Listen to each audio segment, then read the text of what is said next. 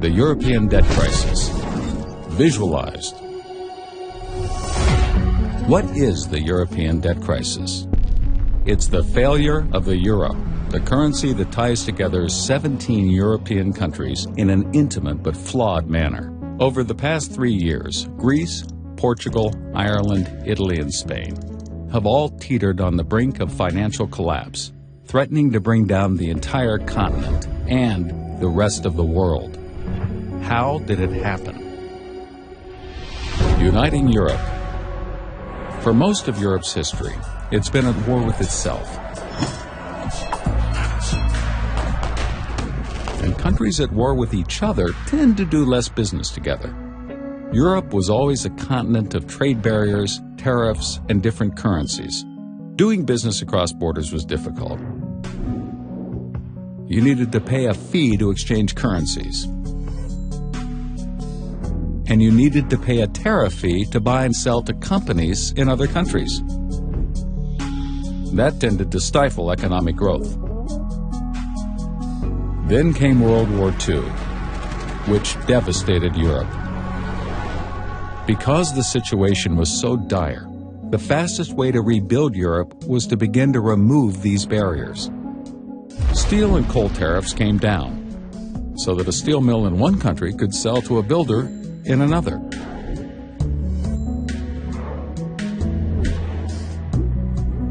This gave the survivors an idea: a unified Europe, a union across the continent that would end all future wars. Countries began to band together toward this goal, bringing down trade barriers, lowering the cost of doing business. One of the last barriers to fall was the Berlin Wall. With a united Germany, Europe was ready.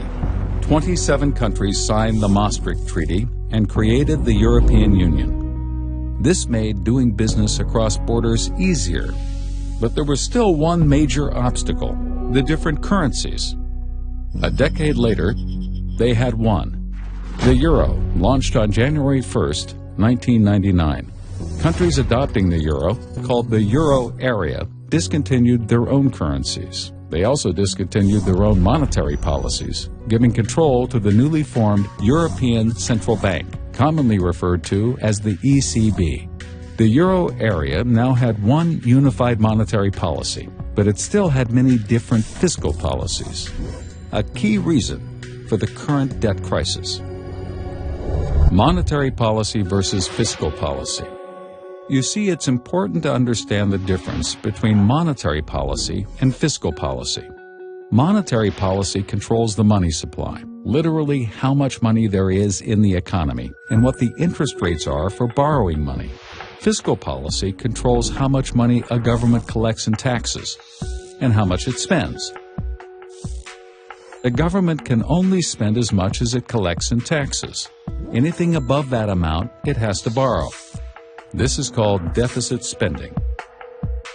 Before the euro, countries like Greece not only had to pay high interest rates to borrow, but they could only borrow so much. Lenders weren't comfortable lending them too much money. But now that they were part of the euro area's new united monetary policy, the amount they could borrow skyrocketed. Smaller countries suddenly had access to credit like never before. Greece and other countries, which previously could only borrow at rates around 18%, could now borrow for the same low rate as Germany. How? Germany's credit card. You see, joining the euro area is a lot like sharing a credit card. Germany's credit card.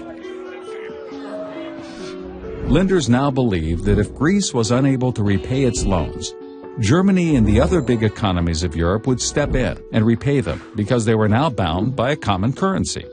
With a new abundance of cheap credit, Greece and other European countries were able to adjust their fiscal policies and increase spending to previously impossible levels.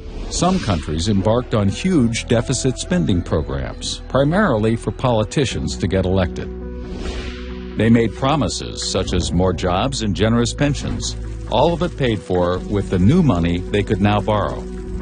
The governments of Greece, Portugal, and Italy accumulated huge debts. However, they were able to repay these debts with more borrowed money. As long as the borrowing continued, so did the spending and the unbalanced fiscal policies. In Ireland and Spain, cheap credit fueled enormous housing bubbles, just as it did in the United States. Credit flowed, debt accumulated, and the economies of Europe became tightly intertwined. Companies began opening factories and offices across Europe. German banks lending to French companies, French banks lending to Spanish companies, and so on and so forth. This made doing business incredibly efficient, while at the same time tying together the collective fate of the euro area. Things continued this way as long as credit was available, and credit was available until 2008. Spurred by a collapse in the U.S. housing market, a credit crisis swept the globe, bringing borrowing to a halt everywhere. Suddenly, the Greek economy couldn't function. It couldn't borrow money to pay for all the new jobs and benefits it created.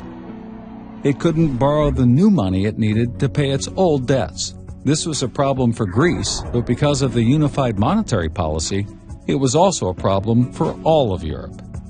Much of Europe had been on a spending spree and borrowed more money than it could ever repay. But the problem is somebody has to pick up the tab, or else every country in the euro area will suffer. Since the countries that ran up the bill couldn't repay, everyone looked to Germany. Austerity measures. As the biggest and strongest economy in Europe, Germany reluctantly agreed to help bail out the debtor countries. In other words, Germany agreed to repay the bill, but only if the debtor countries agreed to implement strict austerity measures to ensure that it would never happen again. Austerity measures meant sucking it up, cutting spending, borrowing less, and paying back more debt. This sounds like a simple solution, right? It's not. First of all, nobody wants austerity.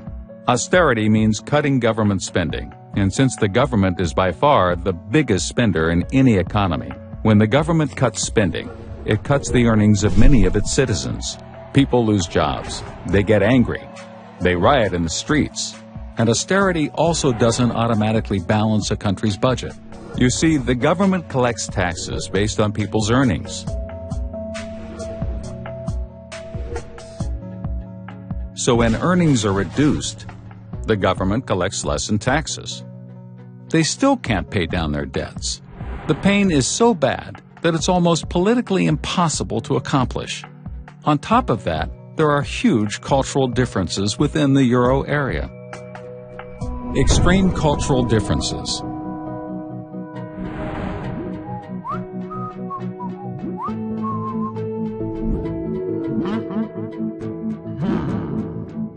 Germany is very financially responsible. Ever since the terrible hyperinflation the country experienced after World War I, it's been extremely inflation-averse and incredibly careful about spending and borrowing. In general, Germans work hard, expect little in the line of state benefits, and meticulously pay all of their taxes. Many Greeks, on the other hand, enjoy generous state benefits and don't pay taxes. Greece has a terrible problem. It has never collected the majority of the taxes it imposes on its citizens, and it's always been this way. Joining the euro just amplified it. The German view is that doesn't work. If you want our money, you need our morals. As the debtor countries headed towards default, the whole continent of Europe was in danger. Even though the economies of the debtor countries are relatively small, they posed a huge threat because the European financial system is so interconnected, precisely because of the euro. Remember, the debtor countries borrowed money from banks, investors, and other governments throughout Europe. As the debtor countries get closer to default, everyone who lent them money becomes weaker, and everyone who lent those lenders money also becomes weaker, and so on and so forth. A problem in one country could reverberate across the whole continent, triggering a chain reaction of default. If Greece defaults, then Spain could default.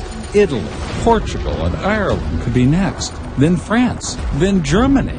Pretty soon, it could spread not just across Europe, but across the world. Fiscal union or breakup. The problem is, even if the debtor nations adopt austerity measures, and even if the bailout from Germany and the stronger countries helps them pay down their debts and avoid the immediate crisis, there's no system in place to prevent this from happening again. This brings us back to that fundamental division of monetary policy and fiscal policy. Ultimately, the euro area requires a fiscal union to match its monetary union, or neither. That is, there must be a political organization with authority to set fiscal policy within every euro area country. It must have the power to cut spending, raise taxes, and set laws. A fiscal union like this could actually prevent excessive borrowing and spending.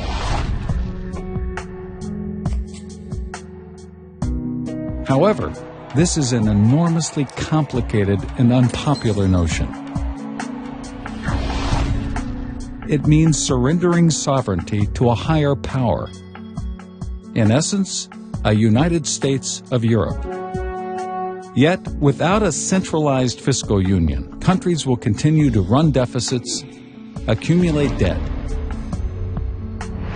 degrade the value of the euro, and threaten the stability of Europe.